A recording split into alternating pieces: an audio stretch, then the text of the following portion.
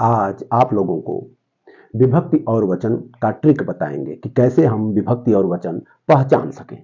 जैसे ये जो ट्रिक है हमारा, नितस्य नेते ए ऐ आ, यह एक वचन होता है। यानी किसी पद के अंत में नितस्य नेते ए ऐ आ दे दिया तो हम उसको एक वचन मानेंगे। इसी तरह यदि किसी पद के अंत में म भी सुशुभ्य यह पद वर्ण दे दिया तो हम यह मानेंगे कि उसमें बहुवचन लगा हुआ है। और एक मोबाइल नंबर, इसको मोबाइल नंबर मान लेते, नीचे वाला जो अंक दिया है इसको मोबाइल नंबर समझकर याद कर लेते हैं। जैसे 75 64 44 43 56, क्या है ये जो है यह आपको विभक्ति बताएगा। जो 75 64 44 43 56 है यह विभक्ति बताएगा, और ऊपर जो वर्ण लिखा गया है वह आपको वचन बताएगा कि किस वचन का है। जैसे शब्द दे दिया कि नामने, नामने। अब देखिए इसमें एक ही मात्रा लगी हुई है, एक ही मात्रा लगी हुई नामने। कौन सा है? चतुर्थी विभक्ति है। कौन विभक्ति है? चतुर्थी विभक्ति है। और वचन कौन सा है? एक वचन है। यानी जो नामने है यह चतुर्थी विभक्ति और एक वचन है। ठीक, इसी तरह शब्द मान दे दिया कि आत्मनि, आत्मनि शब्द दे दिया। आत्मनि नी शब्द आया हुआ है, यह नी क्या बता रहा है? कौन सी विभक्ति है? सप्तमी विभक्ति है। कौन सी विभक्ति? सप्तमी, यानी सप्तमी विभक्ति है। और वचन कौन सा है? एक वचन है, एक वचन, यानी सप्तमी विभक्ति एक वचन। इसी तरह शब्द दे दिया, मान लीजिए रामात, रामात शब्द दे दिया। अब रामात तो आया हुआ है, तो कौन सी विभक्ति होगी? पंचमी विभक्ति, यानी पंचमी विभक्ति। और वचन कौन सा होगा? वचन एक वचन। इसी तरह शब्द मान लीजिए दे दिया रामस्य, रामस्य दे दिया। रामस्य में देखिए रामस्य क्या है? यहां है, यानी छठे नंबर पर है। रामस्य जो है वह छठे नंबर पर है, यानी रामस्य कौन सी विभक्ति होगी? षष्ठी विभक्ति होगी। रामस्य में षष्ठी विभक्ति, और वचन कौन सा हो गया? एक वचन। इसी तरह मान लीजिए शब्द दे दिया वारिड़े, वारिड़े, एक ही मात्रा लगी हुई है, एक ही मात्रा लगी हुई है, यानी कौन सा विभक्ति होगा? चतुर्थी विभक्ति होगा। कौन सा विभक्ति होगा?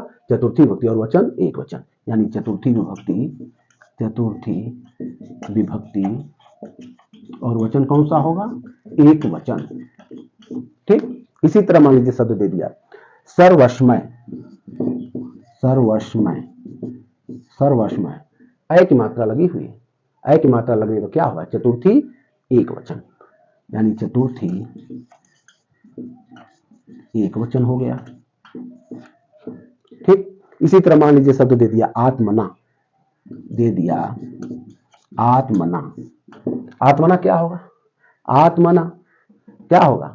आ की मात्रा अंत में है, यानी तीसरा, तीसरा मीन्स तृतीया विभक्ति, यानी तृतीया विभक्ति, और वचन क्या होगा?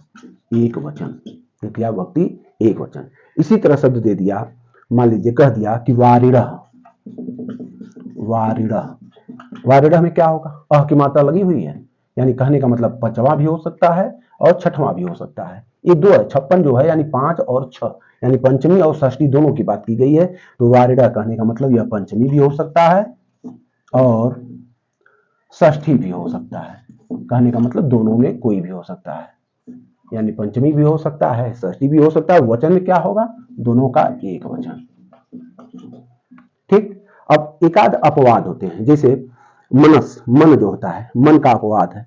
मन का रूप कैसे चलता है? मनः मनसी मनांसी, मनः मनसी मनांसी, यह प्रथम पुरुष में भी चलता है और द्वितीय में भी यही चलता है कि मनः मनसी और मनांसी, यह द्वितीय में भी चलता है। एक ऐसे अपवाद आते हैं।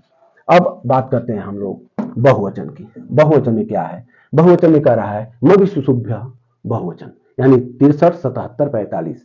ए कोई कोड याद कर लीजिए, 63 77 45। 45 मतलब 4 5 1 में ही होगा, यानी चतुर्थी और पंचमी। इसमें देखिए कह दिया, मान लीजिए रामाराम शब्द दे दिया, रामाराम, म शब्द अंत में दिया है, कहने का मतलब कौन सा होगा, षष्ठी विभक्ति होगी, छठा दिया है यानी होगा षष्ठी विभक्ति हो जाएगी। और वचन कौन सा होगा, बहुवचन, यानी बहुवचन, षष्ठी विभक्ति बहुवचन हो गया।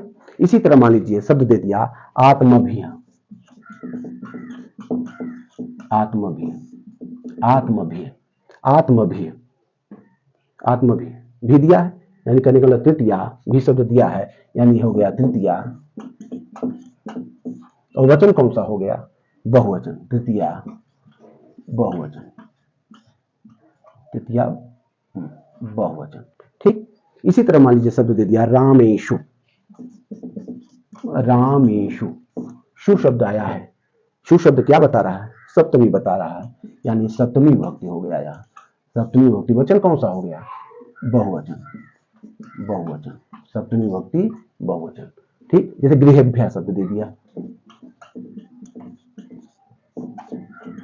अब जो भ्यः शब्द है यह चतुर्थी भी है पंचमी भी है, यह भ्यः शब्द चतुर्थी भी और पंचमी भी, कहने का मतलब हो गया यह चतुर्थी और पंचमी। वचन क्या होगा, वचन होगा बहुवचन, बहुवचन। ठीक, इसी तरह मान लीजिए शब्द दे दिया नामसु, नामसु, नामसु, सु यानी सप्तमी विभक्ति हो जाएगा, सु हमारा बता रहा सप्तमी, यानी सप्तमी विभक्ति हो जाएगा, विभक्ति होगा सप्तमी। वचन कौन सा हो जाएगा, बहुवचन, बहुवचन। ठीक काम कर रहा है, हमको विश्वास है यदि आप लोग इसको याद कर लेंगे तो विभक्ति और वचन का इस ट्रिक से आप कोई भी प्रश्न आसानी से हल कर सकते हैं।